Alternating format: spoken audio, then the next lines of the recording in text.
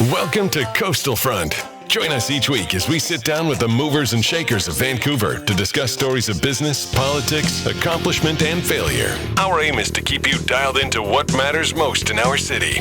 Now, here's your host, Andrew Johns.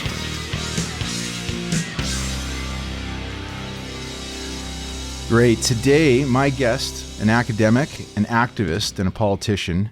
In 2019, she, along with her colleagues Jean Swanson and Colleen Hardwick, made Vancouver Magazine's 2019 Power 50 list, which ranks the city's most influential players.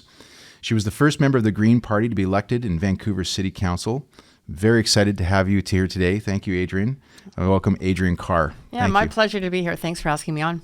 Now, we actually met a few years ago, so I was really excited to finally see each other again. We have a whole list of topics I'd love to get through, and I'm not sure how many we'll be able to, but just to kind of touch on some of them, one of the ones I'd love to talk about first off is how you did so well in the last election. And there was a lot of talk about you potentially even running for mayor, so I'd love to touch on that. Would love to talk about your passion for the environment and ways in which you can help influence the city and people living here to so-called divest ourselves of fossil fuels and get ourselves off of that. We could talk a bit about the recycling activity and landfill. Also wanted to talk to you about you guys implemented some special rules around short-term property rentals. There's the empty homes tax that you guys implemented, I think it was a couple of years ago now. And then anything else you'd like to talk about. So maybe let's start by talking about the election that you just had. I guess it was, about a year and a half ago now. It was October. Year and a quarter. Year and a quarter. Yeah. And this is, how many terms is this for you now? This is my third term. Third term. Yeah. Wow. And here's the ranking here. So we can see that you received almost just short of 70,000 votes. And congratulations. That was amazing. I remember after Mayor Gregor Robertson announced that he was going to not rerun for mayor, there was a lot of talk in the press, and I was kind of excited about the idea of you running for mayor. In fact, I think he even wrote a tweet that was I don't know if he called you name out directly, but he said something about we need a female mayor in the city of Vancouver. How come you didn't run for mayor? Oh, that's a good question. It took me a long time to decide. Yeah. And so part of me, and certainly I was lobbied heavily by members of the public to run, but part of me is going, yes, I think that I could make a difference as mayor of the city of Vancouver in that leadership position. And then so many people said, we really want you as mayor, but we want to make sure you're elected. Right. And so that was the pivotal question in my mind. How do I ensure that I'm going to get elected? Like, it's hard. I felt like I had a really good shot at getting reelected as a councillor, and pretty well a sure thing, given that I had done extremely well in the previous election. But to run for mayor is a tricky business. So I actually started reaching out to other parties and just saying, would you support me? Or other individuals, would you support me? And, just other parties, because they didn't really have any candidates for mayor at that time that I started thinking about it. And all the other parties said, in the end, no, that they were going to run their own mayor candidates. And that meant a very competitive field. And people only get one vote for mayor. Yes.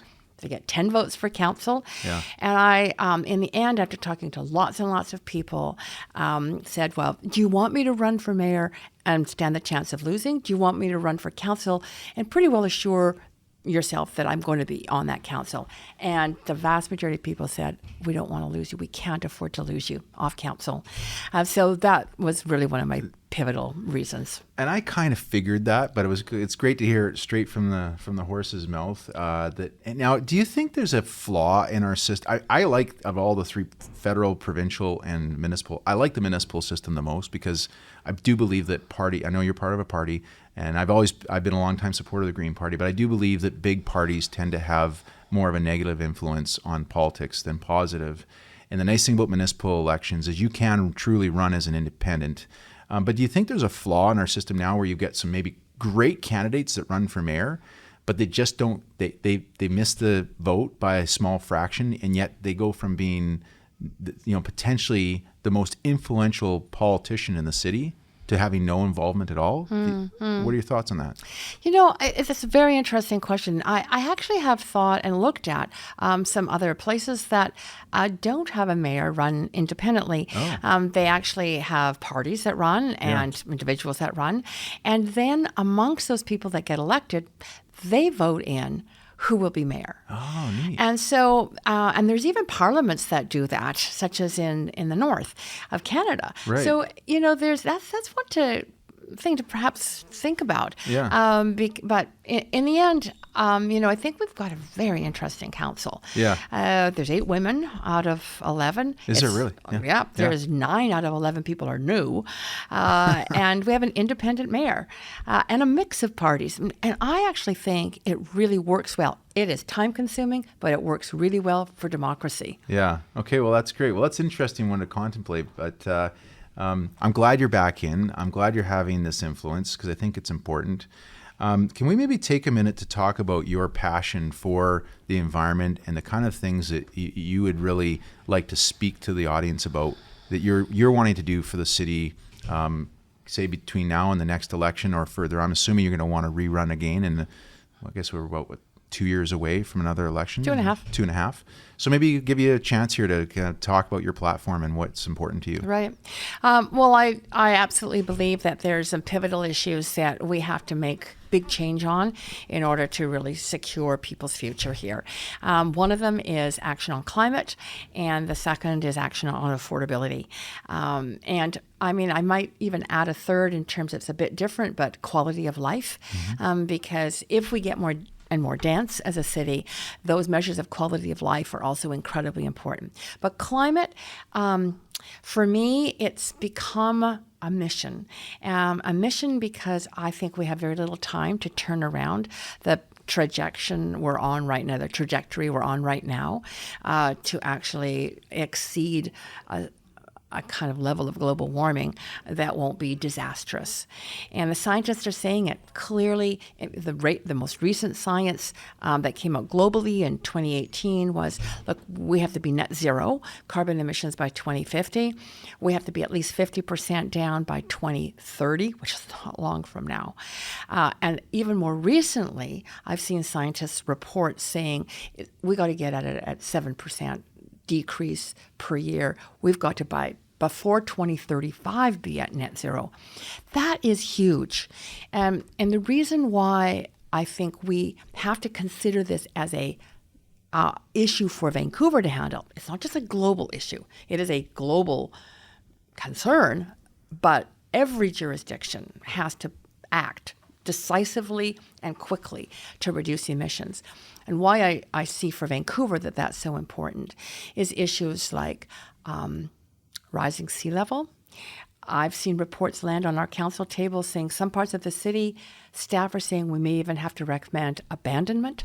We will not be able to protect those areas because along the Fraser River, for example, it's just too long of a distance to protect. Losing the seawall, losing parks, waterfront, overly wet winters, lots of rainstorms, lots of problems that way, overly dry summers, droughts, people having to worry about water advisories. This is going to not only impact us locally, but globally, food production is really going to be problematic. I just came from a conference in Europe that I attended on behalf of Metro Vancouver, where I'm chair of Climate Action Committee, where they were talking about the predictions. These were scientists saying we are looking at predictions of temperature rise it was the Eastern Mediterranean they were looking at that would potentially be almost 60 degrees centigrade average summer temperature by 2100. 60 degrees. Wow. People can't live in that. You can't grow food in that. No, not. We're going to have hundreds of millions of environmental refugees, climate refugees, and we are going to need to grow our own food far more than we are now. So let's talk about some of the ways in which this is a great segue into talking about how the city of Vancouver can do what is the common phrase, think globally and act locally. And I love that philosophy.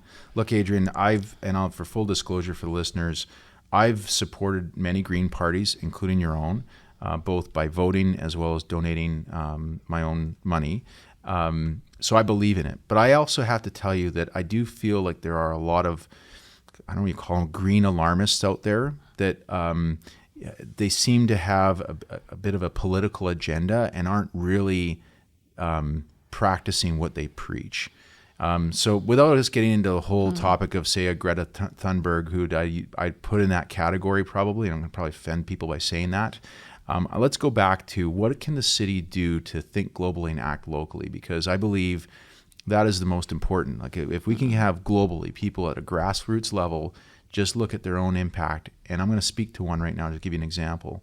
I'm a big fan with my 3 young children of teaching them about sustainability of waste.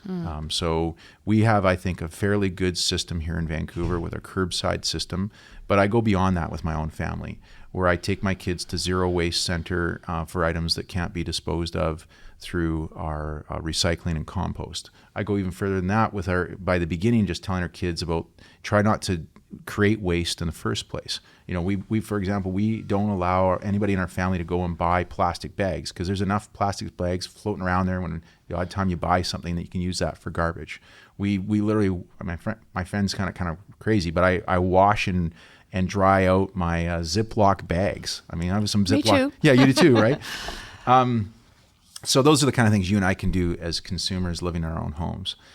But I've also made an observation, and this is where I want to speak to some of my disappointment with the city. I've noticed, for example, down in Second Beach, during it was after the Pride Parade, I went down there with my children, and you guys have set up these new, nice, fancy-looking new bins of, there's a landfill one or waste, there's one for compost, there's one for recycling, and they were empty. And I reached out to the city, and I was told because during big events, these get cleared out for safety reasons. And when I was down there over that weekend last summer, and I've got pictures of this on my Twitter account, there was garbage strewn everywhere. And I kind of question now, I know this is probably Park Board initiative than yourselves in the city, but the Park Board reports to you guys, if I recall. Yeah, we fund them. Yeah, you fund them. And so one of my concerns I have is that the city isn't doing enough, in my opinion, to help really ensure that people in Vancouver, whether they're residents here or they're visiting, and I think the ones that are visiting from other jurisdictions, they're coming in for the day to go to the beach, and they go to these bins, and they're either completely full, so there's nowhere to put your recycling, or the bins aren't even there because of some event that occurred that night before. And I'm wondering if you might be able to talk to some of the things that you are trying to get the city to do to improve that. Well, you're absolutely right that there's been a lot of discussion at the council table about insufficient recycling stations throughout the city. Right. So I really did push for that as well, and we got some of the first ones in stations in the West End where I live, and they work. People are actually, you see people standing in front of them and looking to make sure they're putting their stuff in the right bin, and sometimes they're confused. Yeah. So I think good signage that doesn't require words but has good pictures is really good on those. And those stations should be multiple stations. And it's hard around their organics because they have to be picked up daily, especially in the summertime. Yeah. But I think putting, and we should have recycling stations in every single park, multiple recycling stations. We don't have that yet. We're not even close, Adriane. Yeah, I know. I mean, it's really bad. I mean, Yeah. if I go down to Kitts Beach and I have a banana, I take my 3 kids down, I want to give them each a banana. I take that banana, I put it in a bag, in a Ziploc bag, and put it in my bag, take home, because there's nowhere for me to put compost. Yeah. And there's vendors selling ice cream cones and all sorts of things around there, and people are just having to throw it in the bin. Yeah, no, I agree with you. We have to put more money into those recycling stations, and it is a matter of money. Yeah. We really have to, buy the stations and set them up, and then, of course, have the staff to be able to service them. That's right. But I think people want that.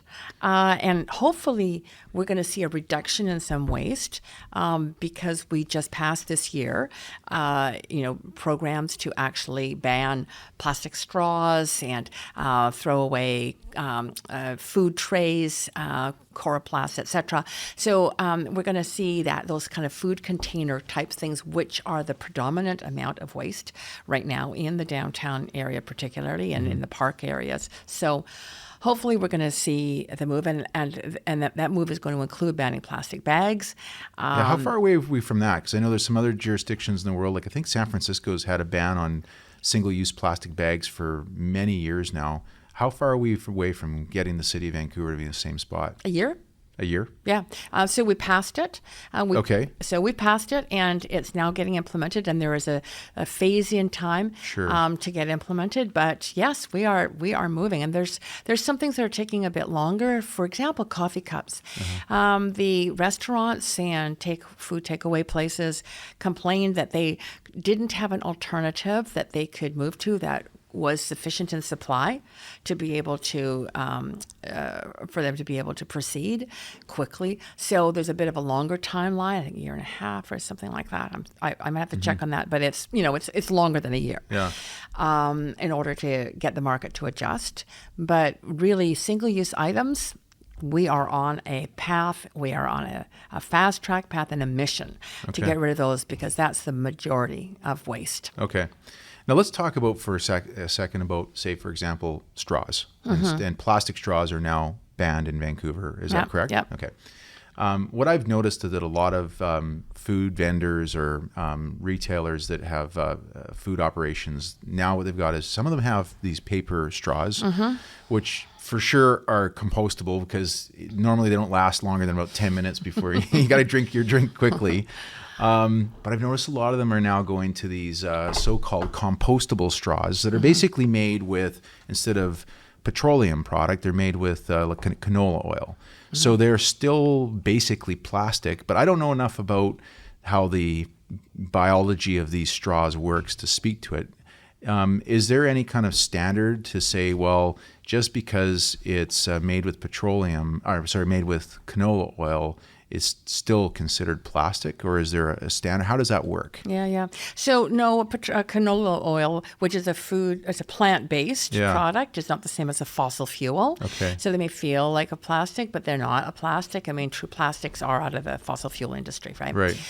And good for you for being so interested, and lucky kids that they're growing up in a household where there's such attention to this.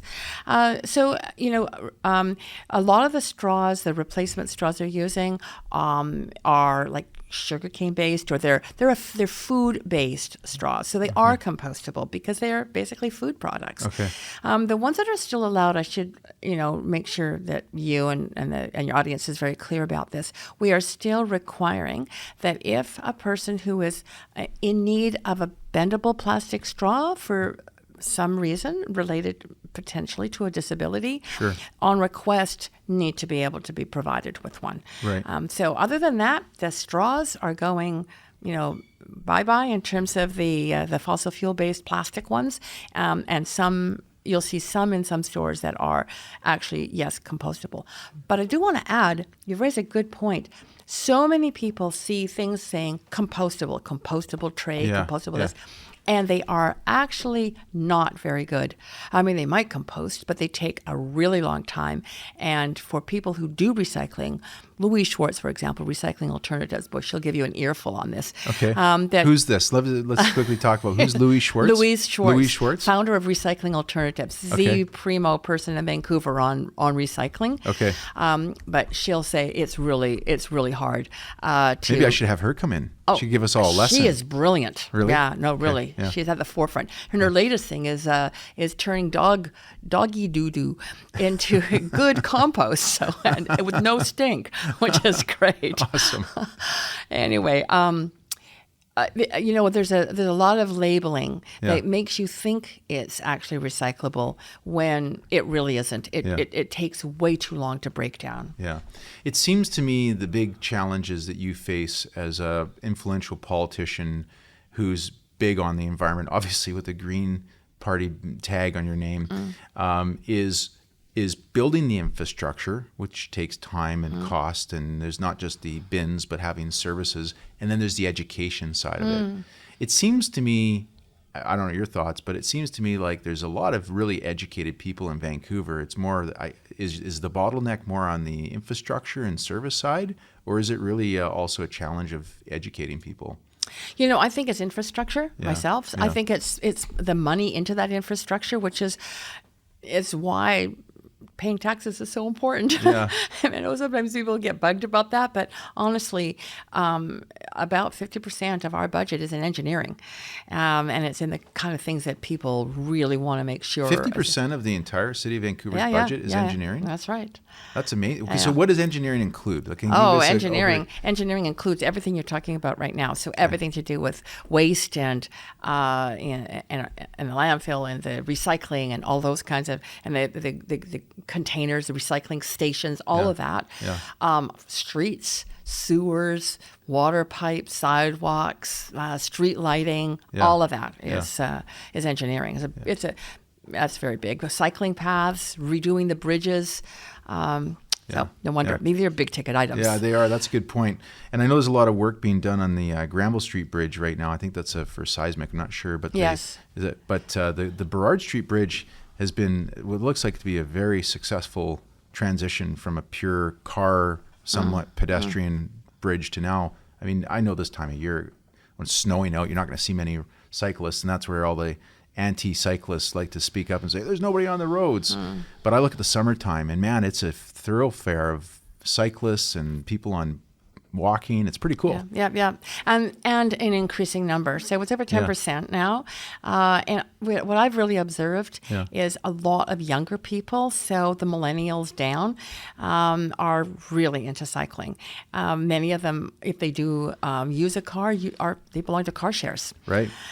So, I think that in the future, we're going to see that become more and more a mode. And really good transit is really the complementary sort of mode of transport to that, because honestly, we're going to have to reduce cars, and it's better for quality of life if we do. Sure. So, I mean, I don't think there's anybody who doesn't love, the streets you go in if you travel at all. Especially in Europe, you find them streets that are car-free, and they've got little street sidewalks and cafes. Absolutely. And it's a wonderful. Well, this is why I love doing these podcasts. I had a list of things I want to talk to you about, and then we go off on a tangent, and this is where they gets really interesting. So I have an observation about what's happened as I've been a long-time resident here in Vancouver on Robson Street. That area used to be like the shopping area, and I think where the city and the local business, the city kind of failed, is there was an opportunity there when now it's kind of dead. Alberni's become kind of the high-end shopping, and I don't know where the other shopping is now. Maybe a lot has gone online. But I feel like those retailers, there was an opportunity for that whole street to be shut down at certain times, like you guys do with Granville Street and the bars and nightclubs during the summertime, which I don't go there anymore, but at the tail end of my single life, you guys had implemented that. And I saw that as being a hugely successful, people were able to come out into the street, and if they're intoxicated, not going to get hit by a car, and lots of police presence, so it reduced the gang activity, I think. But that Robson Street, I think it was a missed opportunity. And when I look at, say, city of Calgary, ironically, one of the oil centers of our country, they have, and I forget what street it is, but they have a section right downtown where in the summertime, they actually shut it down from any traffic so they can have those cafes open up. Is that something that you guys are working towards today, as far as finding pockets of high traffic areas where there is going to be shut down to vehicle access so that pedestrians can be out there and buskers can be there and that type of thing? Yeah. There's been some talk about it for a long period of time on certain streets. Okay. I would say Water Street in Gastown is one that a lot of people have been talking about, because it's pretty slow going in a car on Water Street anyway, especially in the summer with the tourism traffic that's down there. Robson Street has been another one mentioned, Denman, parts of Davie. So, people are contemplating it, where you've got the kind of those villages. Yes, villages is a good. Yeah, that sense of really vibrant, kinds of stores and restaurants and cafes and bars, and so those are. Yeah, I think that's entirely reasonable to think about for the future. Yeah. And I hope that actually people get engaged in the plan we've got on its way right now. We just launched this year, which is to really think about Vancouver, the Vancouver plan for what kind of city we want to be 30, 40, 50 years from now. And maybe people can imagine fewer cars because we have excellent modes of transportation alternatives, whether it's a good, much better transit or cycling or pedestrian walkways and more compact communities with these beautiful little villages of sort of local businesses and services. Where you could actually shut down some streets. It's very common in Europe.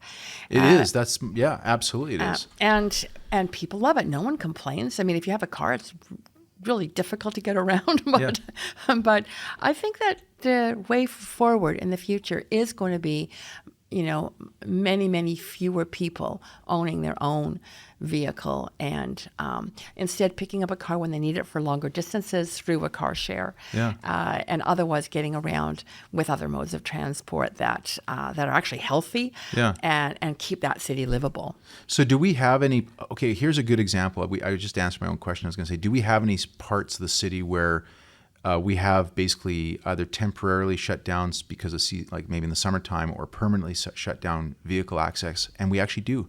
Right at the right down the street here at the Vancouver Art Gallery, along on Robson Street there. Yep. You guys, it was temporary and now it's permanent. There's no cars that go between Hornby and Howe. Mm-hmm.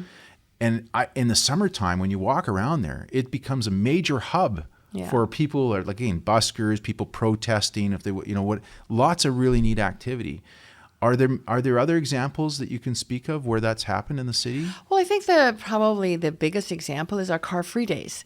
Okay. So there's a car-free day every year on Denman. Mm-hmm. There's one on Commercial Drive. Yeah. There's one on Main Street. Yeah. And they go for many, many blocks. And lots of restaurants along the route and other stores put out sort of sidewalk, street front, tables, and other people come in and put up more tables. There's lots of food available. Mm-hmm. There's little street side cafes. I mean, they're probably the prime example. Now they're only one day, yes, but there's lots of music mixed in, and they're fun. Yeah, lots. I mean, we're talking like tens of thousands of people who go down and really have a great time. But if anything, that to me shows me the amount of support for this idea of a more permanent car-free areas. Yeah. I believe that I think it was Gregor Robertson who was kind of the pioneer behind the sort of temporary bike lane on Burrard Street Bridge. Yep. And it was a pilot project. I think to me, I love pilot projects. It's the only way. It's a lot of times it's the only way you can get things passed because there's always the opposing side. Yeah. So what would it take for, say, the city of Vancouver to go back to that? And I don't know anybody that runs a business on Robson Street, but I just observe there's that Cactus Club. They've now got they've taken out a couple parking spots so they could have that patio. Yes. What about just expanding that for 2 blocks straight and run it for a pilot for an entire summer, say for the entire summer? It's a good thing to test with people. Yeah. What would something like that take? What's required? You have to have the local business association get involved, the local business improvement association should absolutely be involved because it's their stores and businesses that need to be on board, or it's otherwise it'll be a big problem. Yeah. It's a good thing to actually test out with the public. So doing a survey of some kind would be a good idea too. But, so far I think that I'm seeing a greater willingness and openness of Vancouverites to different ways of looking at streets, other than just parking and movement of vehicles, to thinking about streets as places for people. Yeah. As I say, like they do in Europe. Yeah. Now, we've just had finally Uber and Lyft and ride sharing come into the city with very high sort of restrictions are you have to have a class 4 license. I think is the big hurdle there. So it's very different from say Calgary or Toronto. What are your thoughts on this latest change, which is going to over time, I'm sure, change the way in which our city does work? As you described. What are your thoughts? I have some really mixed feelings about it. Mixed feelings because I really appreciated that the Vancouver Taxi Association really worked with the city towards some of our goals regarding accessibility, for example, having a certain percentage of their cabs being accessible and training their cab drivers in how to deal with and work with a passenger who is disabled safely. And also a real commitment to 100% of the fleet being hybrids, so reducing the footprint, the greenhouse gas emission footprint of the vehicles. And those same things aren't in place with Uber and Lyft. They're not. Okay. They're not, and that concerns me. We've tried through our licensing to kind of move things in that direction, saying Uber and Lyft, if you've got a license, you can use a taxi stand only if you've got a vehicle that is a hybrid or an EV. So to try and maintain that kind of lower air emissions. So these are sort of local Vancouver bylaws that you've layered on top of the regulations by the provincial government? It's part of our licensing. We have a license, yeah. Okay, I see. Okay, yeah. So the thing is that I also, I know that people really were upset by not being able to get cabs as timely as they would like. I also know as a councillor that the cab companies, the Vancouver Taxi Association, had applied to the provincial government starting years ago with the Liberals and then with the NDP for more licenses to be able to offer more service, and they were turned down. So it's not their fault that there weren't that many taxi cabs on the road. And I think there maybe was always this idea of bringing in the rideshare vehicle system. So we'll see how it works. Yeah. I have the same concern around potential for increased congestion, air emissions, not as many accessible cabs, and that kind of thing. I mean, there definitely is an argument that it could actually add more vehicles to our roads as well. I'd be curious to know, since you have such somewhat conflicted views or challenged views on ride sharing with Uber or Lyft. In going back to Calgary, where I was at in the summertime, I saw that they have this kick scooters, I think they call them. They're called by a company called Mint, I think is one of the main ones out there. And I was down in Buenos Aires, Argentina a little while ago, and they also have the same company, has Mint scooters down there. Is it Lime? Lime, that's it. I knew it was some citrus, or some plant. So it's called Lime, and it's amazing in Calgary. Now, of course, I just got to I went to Calgary a couple of weeks ago, and they're not there right now. Of course, they've pulled them off the streets because it's so friggin' cold there, and nobody's going to ride one of those. But these are electric. Well, they call them kick scooters, and we don't have that here in Vancouver. I know it was a lot of work to get the. What are the bikes called? The share bikes? What are those bike called? share. Bike share. What are your thoughts on having an alternative to bike share, but having like a scooter? And what are the challenges there? I'm not sure what the challenges are, but I hear a lot of people talking about it and wanting to see it. So I think that Lime's actually been talking to city staff. They have? I don't know where the conversations have headed. We haven't seen anything at the council table yet. Okay. But I think people are very interested in electric bike share. We got a lot of hills in Vancouver, and the scooters, the Lime scooters, they're really popular down in Seattle. So there are. I think the more that we can think about sharing modes of transit and travel, the better. Sure. Yeah. Now I got to think you're a huge fan of electric vehicles. I am. As an alternative to combustion engines. I'll tell you just locally here. So we're in the Pacific Center where we're recording this, and I work here. And I had my company had bought a Hyundai Kona EV, and we bought it about a year ago. And after my staff to be able, because they have to go out, and instead of getting into a taxi or driving their own cars, this was a vehicle to be used by the staff. And the feedback I got after about 4 months is it was a pain in the butt to charge.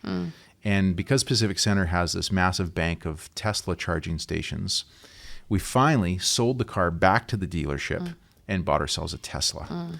I didn't want to, because it was going to be a higher price point, and nothing against Tesla, but it was interesting to see as a consumer where I was trying to do what I could to help do something better for the environment by, instead of buying a combustion engine EV, we still have an EV, but we were kind of directed towards Tesla because the infrastructure to power to charge an EV that's not a Tesla is really tough in the city. Have other people brought that to your attention? Oh, yeah, absolutely. It's been the real barrier to more people getting EVs. And in fact, it was a barrier to me getting an EV. Okay. Because I live in a condo downtown, and there was no way that the condo was going to put in a whole charging system for me. So they were going to require me to pay for it. And that was going to cost me an arm and a leg. Yeah. So for condo dwellers, it's really a barrier. So I had to go with a hybrid again. But anyway. So you can relate. I could totally relate. So how does this get fixed, Oh, Adriane? okay, so let me tell you about a project that I did pass by council that is just one part of the solution. It's just one part, but it's being creative, and it's trying to think about different partnerships to move it forward. So I was approached by a woman in the film industry saying she really wanted to see the film industry get off gas and diesel engines on their offsite shooting locations. Yes. Right? Yeah. And so she said, "No, we're willing to help fund the money, or fund the installation of these power drop points, and those power drops actually can be also used for people who want to plug in an EV." Yeah, right, sure. When they're not using it, right? Great idea. So I got a motion past council, and it ended up being one not just for the film industry, because I tied it into also food trucks and those kinds of things, but it ended up being we're heading for a complete ban on the use of diesel engines, the generators that run on diesel or gas in the city to reduce GHGs. It'll be a lot of GHGs that we get out of the city. Right. So all those places where they have the plugins now can then become plugins, as I say, not just for the film industry generators or food trucks, but for electric vehicles. So that's the beginning of thinking about a network of actual plugins that are throughout the city. And definitely our staff are knowledgeable in the fact that we need a comprehensive network, because not everybody is going to be able to have access to a charging station, because either they don't have a home where they can run a line, or they don't live in an apartment or a condo that has that kind of station in it to begin with. So, sure. Yeah, there's definitely a lot of work. I mean, we live in the city of Vancouver, and we have we're about to buy our second EV, so that we'll have no more combustion engine. My wife's had a Tesla for a while. I'm going to be getting one, an EV, and the amount of work it's taking for us to get a second line dropped in our garage, it's a real pain, Adriane. Oh, interesting. I'll bring that up with staff. Now apparently it's changed, not just because and I don't it's know you, if it's but if it's you, there must be lots of other people with the problem. Yeah. Because I think what happened was, I don't think so. Now I'm not sure if it's changed, and I don't know if this is Hydro or the city of Vancouver, but what we were told was that apparently, because we're not making an application to put a carriage home in the back of because our garage could be theoretically a carriage home instead, but we park our cars there. And apparently we can't have a second line brought in unless it's for a carriage home. Now I think that's finally changed, but I will tell you that again, goes back to the infrastructure question of all these neat ideas. Is it's a lot of work, and I guess you see it all the time. But this is a lot of it seems like, because if we want Vancouverites and Canadians to make the switch in their day-to-day activity, whether we're talking about EVs or anything else that relates to, I'll call it a carbon footprint, we've got to give people an easy access to the alternatives. Because if you make it too hard, sadly, most people are not going to go for it. Other than the real compassionate. You need the infrastructure. I agree that's there. But that does bring me to another point, which is, as we switch out of fossil fuels, hopefully very fast, and into other forms of energy that are renewable and sustainable and not emitting greenhouse gases, the actual draw on electricity is going to be very high. And it's really important that we look at generating renewable energy. That right now in the city, we don't do a lot of that. And I'm pushing very hard to see us become better at, for example, requiring homes to put in some solar applications. Now, not every home can do it, because some homes just they don't have sunlight hitting them, or they're shaded, or they're whatever. But I just went to Berlin, as I was saying earlier, for a conference on climate with lots of climate scientists, but found out that in Berlin they're doing an actual plan that every home, every building has to have some aspect of solar roof, or if it's just not possible because of shading, a green roof. I already passed my motion to have a green roof on commercial buildings, and multifamily dwellings. But I really think that that's the way to go. We have a place on the Sunshine Coast. 33 years ago, we put in solar hot water, paid it off within 6 years in terms of reduced heating costs for solar hot water. It's been free hot water ever since then. Wow. Yeah. Well, it's interesting. We had Matt Horn from the city of Vancouver here maybe about a month ago now.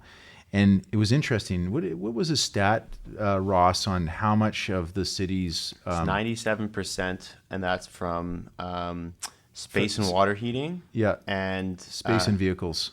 Yeah. Well, space and water heating is one factor, and then emissions from vehicles, and those two combine for 97% of the emissions. Yes, that's right. It's 56% buildings, inefficient buildings, and then the big chunk, the rest of it is obviously vehicles. Yeah. But because a lot of the emissions are related to people who went with gas, because the cost of gas is low. Yeah. The province really and Ford has really supported it. So they were really drawing people into switching from oil to gas, right? Which that was, that's better. Yeah. But the point is, we have to get off gas. Yeah. It's still a fossil fuel. Yeah, he talked about, for example, the what do they call those electric heat pumps? Yeah, the heat pumps. Yeah. It was a fascinating conversation with that. Adriane, let's talk a minute about property taxes. And I'm going to propose an idea. Just popped in my head here. Property taxes are completely aligned with assessed values, right? There's just a correlation. I mean, whatever your assessed value is, if you have a home in Vancouver, your property tax is a percentage of that assessed value. Certain people will get a homeowner's grant if I think the value of the property has to be below $1 million and they live in the home. Maybe I'm wrong, right? I think it can be higher than that. Can be higher. I'm not numbers. Maybe you can check that, Ross. The homeowner's grant restrictions. But one of the things that I would think would be neat to see is that there may be some kind of offset credit, whatever you could want to call it, for a homeowner. So, for example, if I look at my home and I look at my neighbor right next to me, their home is dated. They don't care about the environment. I can tell you that. There's single pane windows. There's a lot of heat leaving the home. They don't do their composting and recycling. Everything just goes in the bin. Meanwhile, here's my family, and we're not by any stretch perfectionists at this, but we're doing what we can. And I wonder if there might be an idea of encouraging residents to there's a financial incentive in a sense for them to make their homes more eco-friendly. And if Matt is correct in saying that, and you're saying that 56% of our emissions come from inefficient properties, which I got to assume is the same not just for big old buildings, but also old homes. Totally. I know BC Hydro has some programs and whatnot, but has the city ever thought about that? Absolutely. Okay. And we're just in the beginning phase of this.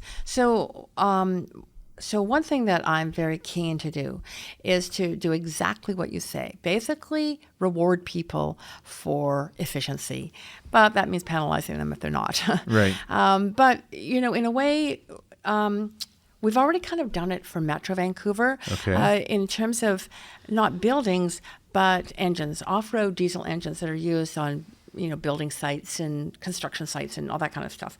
And because Metro Vancouver is in charge of air emissions and air quality, that stuff is not only bad in terms of GHGs, but really bad in terms of particulate matter and breathing that stuff into your lungs. So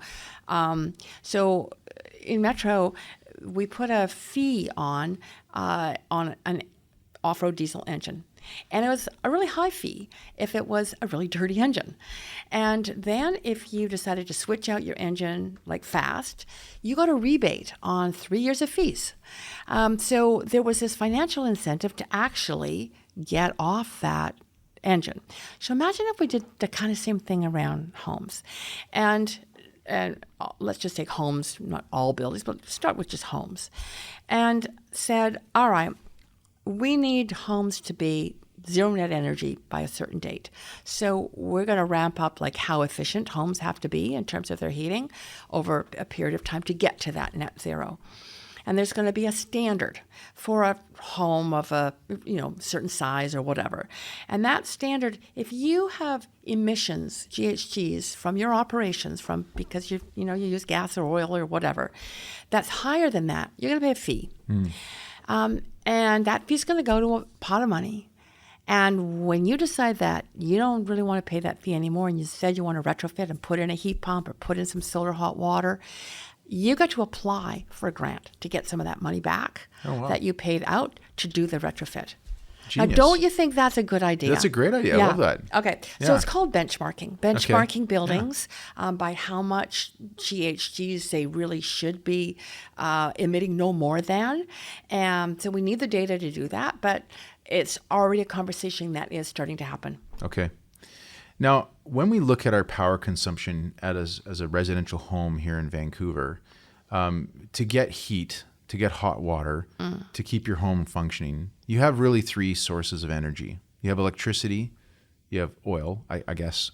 Do people still have oil? There's still some. There's still but some they're out there? not very much. I guess there's about as common as a wood-burning fireplace, too. Those aren't very common either. They're going down. Yeah. So you basically come down to natural gas or electricity or combination of the two. Is there a challenge that you face at City Council where you've got, I think it's Fortis BC who oversees the gas system here in the province, who obviously have a lot of big, deep pockets and they're very influential politically. And it would be, obviously not in their favor to have you out there promoting that Vancouverites stop burning gasoline for their fireplaces and switch to something that looks nice but is actually generated by electricity.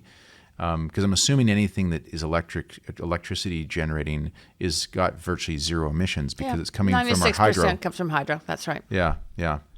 What are your thoughts on that? Yeah, well, they have been a bit stuck in the mud in terms of moving forward with the idea of benchmarking. They're reluctant at this point anyway to release the data that's required in order to benchmark, right? You need information. Yeah. They've got it, but they'd have to publicly disclose it, it could still be very much confidential. Yeah. But they haven't said yes to that yet. So I think that what we have to realize is that, gas has been touted for a while as the kind of transition fuel between heavy oil, and going fossil fuel free. And that window for that transition is rapidly closing based on science, based on the scientific projection of data saying we've got to move fast on reducing GHGs. So really what we need Fortis to do is to get with it. And number one, they're not going to go out of business in the sense that there's renewable gas. And a lot of people will still be able to, for example, keep their systems in place and have a gas stove, but it'll be renewable. So Matt Horn had talked about this actually, about the, I had never heard of renewable diesel, for example. Yeah, so absolutely. Well, actually, I was talking about Louise Schwartz and Recycling Alternatives. Like she actually has produced that stuff, and it's like you have to compost waste, and then you can get to it. But the point is, and plastics, I guess. But anyway, the point is, on our landfill, we've been capturing the methane, and it's been a big reason why we have been bringing down some GHGs in the city. I think we're 12% below 1990 levels at this point, or 2007 levels. Anyway, so that would be available for people, but it's not going to heat your hot water. It will be available for the high-end uses. Lots of people like to cook with gas, for example. They just like the way it, food handles. It is nice. I admit I've got it. We've got both on our house, but Okay. So it's used in that way. But for hot water, as I say, big believer in any place I can to switch to doing some solar hot water. Right. It's a direct heating by the sun. Even in the winter, it can preheat your water. So the electricity needed to bring it up beyond that is very little. But we do. So how would someone like myself live in a single family home in Vancouver? How would I move to that step? Who do I call? Where would I find the resources to implement a solar system, whether it's solar just to heat my water or to actually help power my home?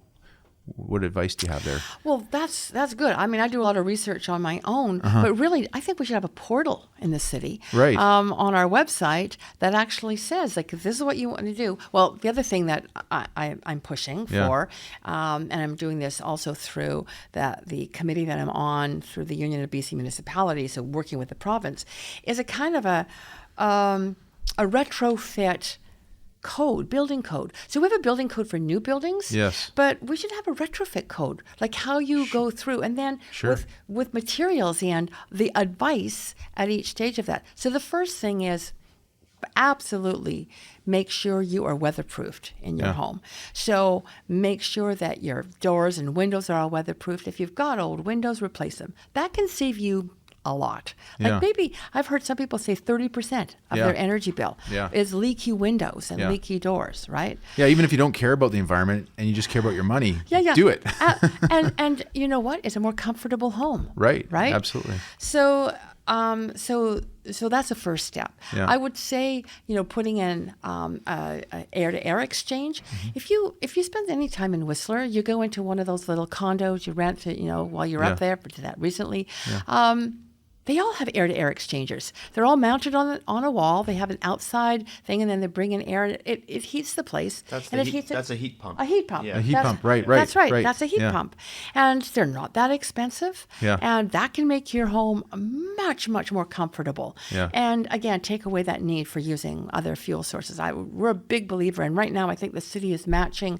There's a $3,000 grant from the province, and we're doubling that, like tripling that, so you can get $9,000 off a heat pump right now. Oh, really? That's okay. right. Well, there's a plug for all the folks. So so is that on the website? We should look that up there, it's Ross. on the BC government website. Yeah. Okay, but the city of Vancouver has a matching program for that. Yeah, okay. And that matching program is actually on the BC government website too, so you can see it, right? Yeah.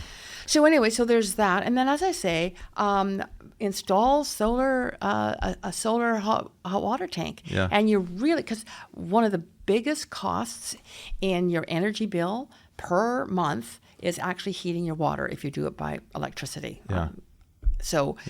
Again, there are payback periods where finally you get your return on investment over a period of time. You've paid the thing off, and then you're getting free hot water. You're getting free, heating of your home, etc. And you feel good about it too.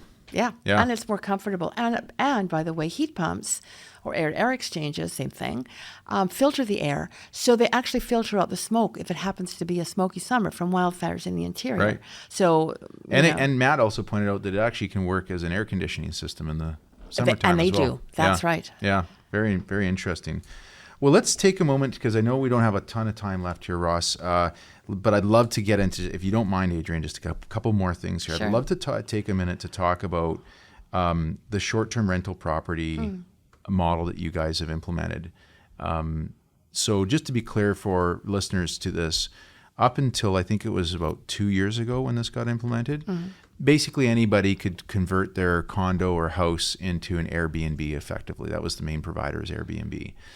And then the city passed this legislation and this regulation where now the only people that can offer Airbnb are individuals that are renting out their own principal residence. Correct. So you couldn't go out and buy a condo in Gastown or in Cole Harbour and then turn around and just make it a permanent Airbnb. And there's other municipalities in BC that are looking at doing this, but City of Vancouver, I think, led the case in this. And actually, in fact, I think this is also what helped the BC government build their case as to having their own empty homes tax, or that it's along those lines.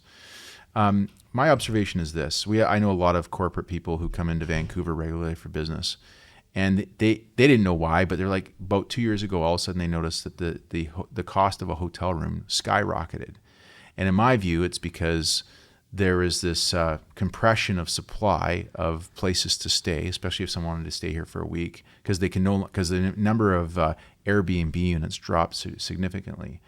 And what I'm curious about from an economics perspective is, instead of banning it outright, which effectively you've done, I mean, you basically said to anybody that doesn't live in the apartment, they can't rent it out, is just have some very high tax, so at least the city could still generate revenue from it to then put back into affordable housing. I'm not sure if you've thought about that or not, but and look, I have no vested interest. I'm not in the Airbnb business. I don't have a place, or I wasn't affected by this.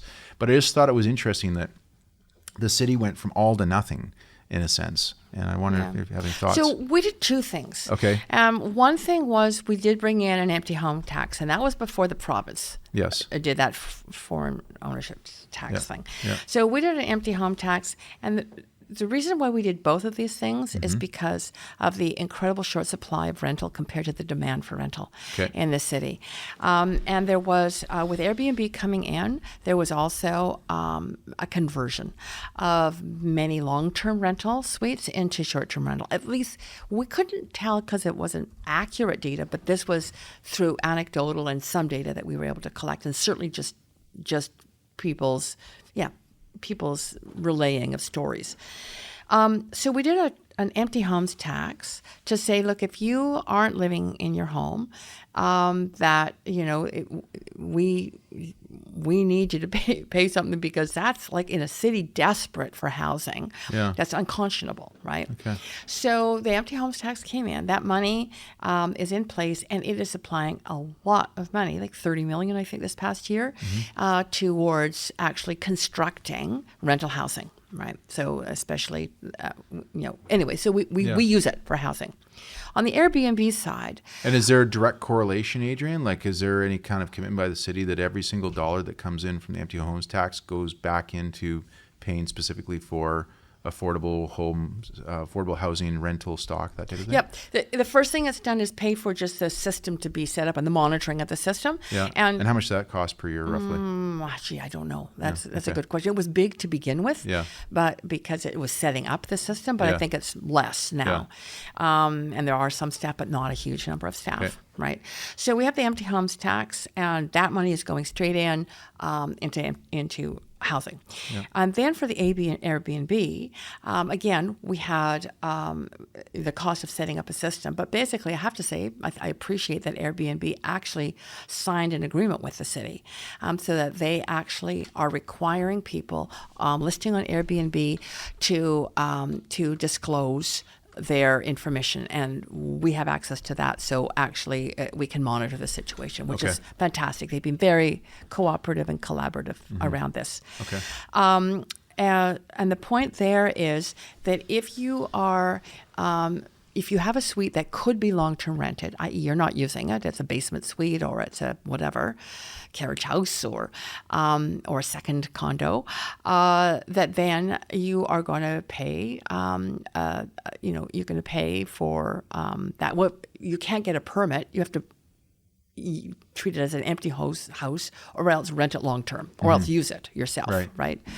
And what we have seen is an actual drop in the number of empty homes and an increase in the number of rental suites as a consequence. Okay. So that's in your view, it's working? Yes, in my view, it's working.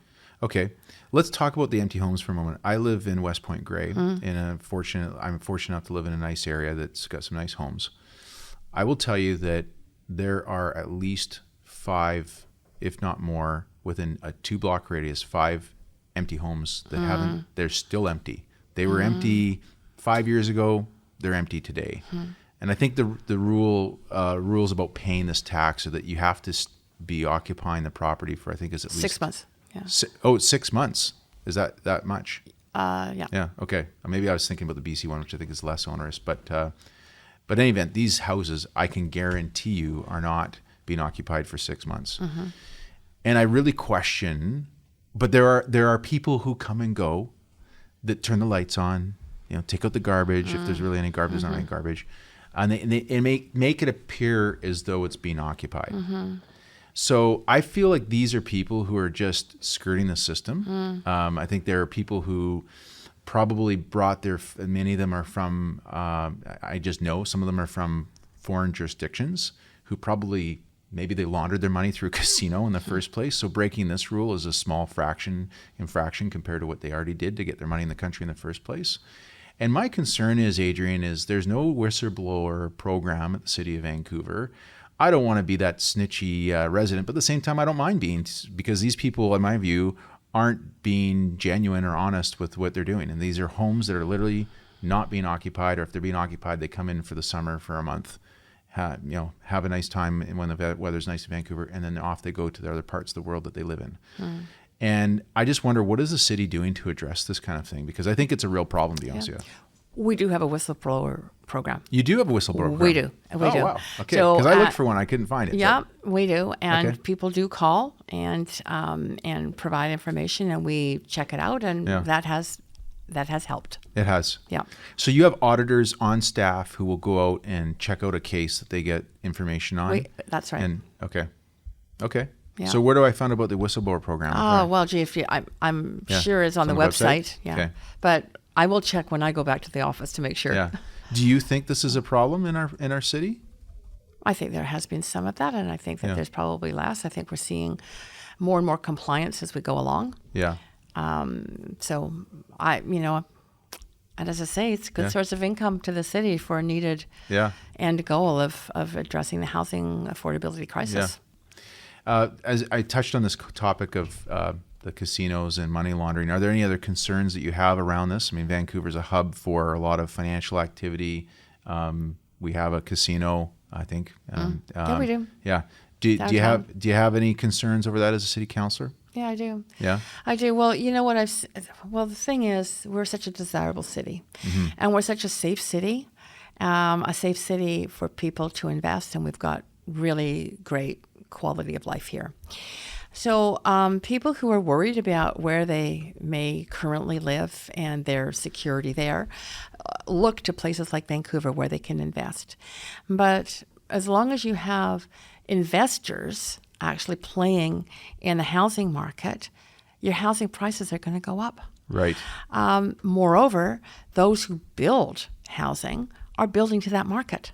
So you hear all the time about builders who have constructed condos who advertise solely in China, for example. Yeah. And we've had investors actually from the beginning, probably of Vancouver's history, first from Eastern Canada, Great Britain, United States. We've always had some people investing here, and it's been a modest amount. We've seen, ever since I think the real fear over the turnover of Hong Kong, or the fate of Hong Kong, that was a tipping point. And then that was coupled with, Expo 86, and kind of like this open.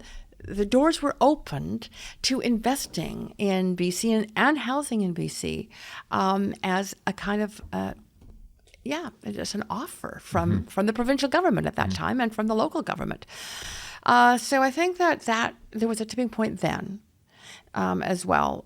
And we've seen more and more investment, and it's proceeded because I think some places around the world are getting riskier and riskier. Yeah. Quality of life is a problem in many places. So we have a housing market that has catered in part, not wholly, but in part, to just those who have money who want to invest for security reasons. Right. And that has, I felt, been the biggest problem, which is why I think the empty homes tax is appropriate. Okay. Because what it's aimed at are people who are just treating Vancouver real estate as a safe investment for the piles of money that they've got. A place to harbor their cash. That's right. And meanwhile, it's driving up the land prices, which is driving up people's taxes, right? I know a lot of people think it's great to have my house value that I bought for, $150,000 now worth $3 million. But on the other hand, it's really sad when their kids can't afford to stay in the city. Absolutely. Their kids and their grandkids. There are no kids in my neighborhood. Yeah, and schools are shutting down in your neighborhood, right? Yeah. So it's really, we have to reverse that. And I think those measures, the empty homes tax and the issues around, well, not so much Airbnb, it's really the empty homes tax that is really driving at that problem. Yeah. Great. Well, I think you guys are making some good progress. And to wrap this up, you've been a long-time resident of Vancouver. I'm curious to hear about some things that you get super excited about through the course of the year in Vancouver, whether there's big events that you like to take part in, or maybe there's certain neighborhoods that if someone's listening to this and they kind of live and work in, you mentioned Commercial Drive, and they never really go down to the West End. You live in the West End, or maybe somebody that's out at UBC and they never go over to Kitsilano. So being such a long-time resident of Vancouver, and obviously as a politician having to canvass is there any particular neighborhoods that you really think are kind of a hidden secret that people should go check out? Or are there any kind of events in the course of a year that you really enjoy? Like I know for like Greek Days and Kitsilano is really, really big. Is there any kind of events that you get super excited about through the course of the year? Okay, well, places. I've always been in love with Stanley Park. Yeah. As a little kid, so I when I was born in Vancouver, we lived in East Van, but my mom would take us down by bus, and then they go to 56 Chevy down to Stanley Park to Second Beach, and Second Beach became my second home. I was down there all the time, and even as a teenager, I'd go down with my friends and hang out. So I have a very, very long-term, strong connection to Stanley Park. Now my husband and I live by Stanley Park, and we commonly take walks through the rhododendrons. We're new grandparents, first grandchild. Oh, are you? Congratulations. Yep. Oh, how long ago? He's an absolutely sweetheart. Well, 20 months. 20 months. Yeah. Okay, great. So we've taken him around Stanley Park and through the rhodo gardens and to the beaches, and that's so I have a very strong affinity. But we're also members of the UBC Botanical Garden, Van Dusen Gardens, and Blodell Conservatory. So, I guess we really love gardens and the outdoors. So I spend a lot of time in there. In terms of festivals, well, because I've been in politics a long time, I mean, you must know them all, right? In terms of festivals, I have to say I've been in the Pride Parade for many, many years. Yeah. The Pride Parade is awesome. Yeah. Like, it is so much fun. Yeah. So I have a really good time every year at that. I love the Festival of Lights. I go down every year, and because we live obviously in the West End, so I love days like the Italian days and the car-free days and the Greek festival. And I actually we have a lot of fun. For people who say that we're not a very fun city, I say they don't get out enough. Exactly. Exactly. Yeah. No, it's a we have a beautiful city. I feel so blessed to be able to live in this city, and it's a real honor to be a city councillor in this fantastic place. Right. Well, Adriane Carr, it's been a pleasure having you here today. I'm glad we got to get a chance to connect again. I think you're doing a great job for the city. So best of luck with all your initiatives. Yeah. And I hope that you'll be rerunning again in 2.5 years. And in between now and then, enjoy it, and good luck with everything. Get a lot of work done. Right? Yes, exactly. Please keep going. Okay. Thanks a lot. Adriane Carr, thank you very much. Thanks. Appreciate it. My pleasure. That was great. Yeah.